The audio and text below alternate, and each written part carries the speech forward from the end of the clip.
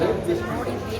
ಮೊದಲನೇ ಬಾರಿ ಇಷ್ಟು ದೊಡ್ಡ ಬೆಂಗಳೂರಲ್ಲಿ ಈ ಥರದ ಮೊದಲನೇ ಅಟೆಂಪ್ಟ್ ಚಿತ್ರ ಇದು ಇಲ್ಲಿ ರಿಲೀಸ್ ಆಗಿರೋ ಪ್ರೀಮಿಯರ್ ಶೋ ತುಂಬ ಸಂತೋಷ ಆಗಿದೆ.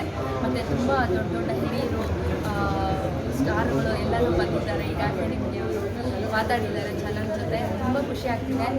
ಜೀವನವೀರ್ ಸರ್ ಅವ್ರಿಗೆ ಅಂದರೆ ನಿರ್ದೇಶಕರು, ಈ ಪಾಲಾರ್ ಸಿನಿಮಾದ ನಿರ್ದೇಶಕರು, ಅವ್ರ ಬಗ್ಗೆ ತುಂಬ ಥ್ಯಾಂಕ್ಸ್ ಹೇಳ್ತೀನಿ. ಹಾಗೆ ನನ್ನ ಎಲ್ಲ ಬೇರೆ ಬೇರೆ ಜಿಲ್ಲೆಯಿಂದ ಬಂದಿರುವಂಥ ಎಲ್ಲ ಆಡಿಯನ್ಸ್ ಅಂತ ಹೇಳೋಕ್ಕೆ ಇಷ್ಟಪಡಲ್ಲ, ನನ್ನ ಸ್ಫೂರ್ತಿಗಳು ಅವರೆಲ್ಲರೂ. ಅವರಿಗೆ ನಾನು ತುಂಬ ಥ್ಯಾಂಕ್ಸ್ ಹೇಳೋಕ್ಕೆ ಇಷ್ಟಪಡ್ತೀನಿ. ಈ ಸಿನಿಮಾವನ್ನು ಫೆಬ್ರವರಿ 3ನೇ ವಾರ ರಿಲೀಸ್ ಆಗುತ್ತೆ. ಈ ಸಿನಿಮಾ ದಯವಿಟ್ಟು ಎಲ್ಲರೂ ನೋಡಿ ಪ್ರೋತ್ಸಾಹ ಮಾಡಬೇಕು ಅಂತ ನಾನು ನಿಮಗೆ ಕೇಳ್ಕೊಳ್ತೀನಿ.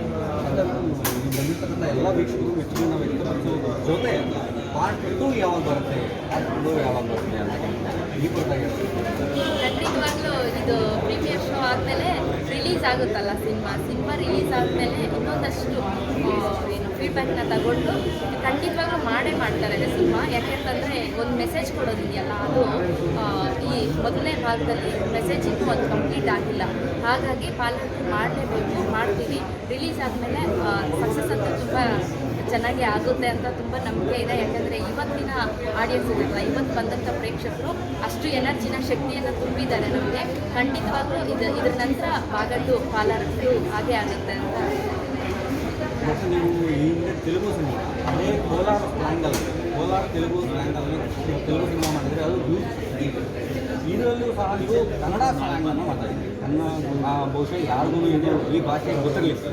ಇಲ್ಲಿ ಬಂದಿರ್ತಕ್ಕಂಥವ್ರು ಎಲ್ಲರೂ ಹೊಸದಾಗಿ ನೋಡಿದ್ದಾರೆ. ಕೋಲಾರ ಭಾಷೆ ಕನ್ನಡ ಈ ರೀತಿ ಇದೆಯಾ, ತುಂಬ ಇಷ್ಟ ಆಗುತ್ತೆ ಅದು ಆ ಬಗ್ಗೆ ಖಂಡಿತವಾಗ್ಲೂ ಸಿನಿಮಾ ಮಂಡಿ ಅಂತ ಒಂದು ಸಿನಿಮಾದಲ್ಲಿ ಆ್ಯಕ್ಟ್ ಮಾಡಿದ್ದೆ. ಅದು ಕೂಡ ಬಾರ್ಡ್ರಲ್ಲಿರೋಂಥ ತೆಲುಗು ಸ್ಲ್ಯಾಂಗ್. ಅದು ಇವಾಗ ಏಟಿಕಿ ಅಂತ ಒಂದು ಪ್ರೊಫೆಷ್ನಲ್ ಭಾಷೆ ಅಂತ ಇದ್ದಾಗ ಎಂಕ್ರ ಅಂತಾರೆ ನಮ್ಮ ಭಾಗದಲ್ಲಿ. ಎಂಕ್ರ ಏಂಟಿಕಿ ಅಂತದೆ, ಎಂಕ್ರ ಅಂತಾರೆ.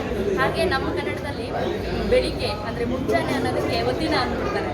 ಏನಂತಂದರೆ ಅಂತ ಎಲ್ಲರೂ ನೋಡ್ತಾರೆ. ಅದು ಈಗ ಬೇರೆ ಬೇರೆ ಮಂಡ್ಯ ಭಾಷೆ ಏನ್ಲ ಏನು ಕಲ ಅಂತ ಮಾತಾಡ್ತಾರೆ. ಉಡುಪಿ ಕಡೆಗೆ ಹೋದರೆ ಎಂತ ಸಾಂಬಾರೆ ಅಂತ ಮಾತಾಡ್ತಾರೆ. ಇನ್ನು ಉತ್ತರ ಕರ್ನಾಟಕಕ್ಕೆ ಹೋದರೆ ಹ್ಯಾಂಗೈತಿ ಹೇಗೆ ಅಂತ ಮಾತಾಡ್ತಾರೆ. ಹಾಗೆ ನಮ್ಮ ಕೋಲಾರ ಭಾಷೆ ಬೇರೆ ಬೇರೆ ಸಿನಿಮಾಗಳಲ್ಲಿ ಒಂದಷ್ಟು ಕಿರುಚಿತ್ರಗಳಲ್ಲಿ ಒಂದು ಉಪ್ಪಿನಕಾಯಿ ಹಾಗೆ ಬಳಸ್ತಿದ್ರು.